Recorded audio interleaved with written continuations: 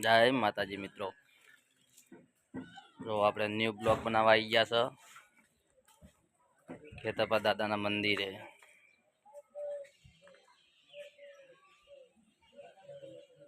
તો આપણે જઈ રહ્યા છે હવે મંદિરમાં, દર્શન કરીએ. પાછા આપણે મહારાજે બ્લોગ બનાવે છે, આપણે દાદા વિશે એમના પાસેથી માહિતી લેશો.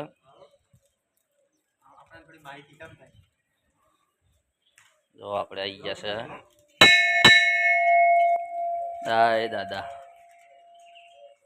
તો દાદાનું મંદિર છે, આપણે અંદર દર્શન કરી લઈએ હવે. જય દાદા.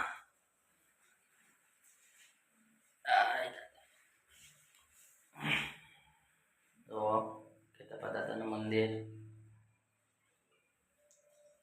દર્શન કરવા આવતા રહેજો મિત્રો. ઉંદરા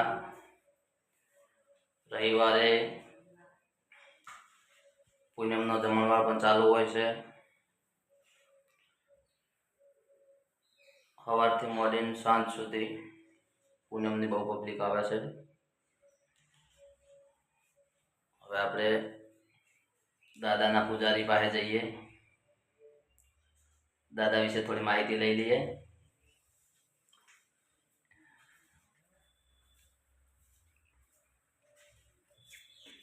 આપણે આવી ગયા છે બહાર હવે.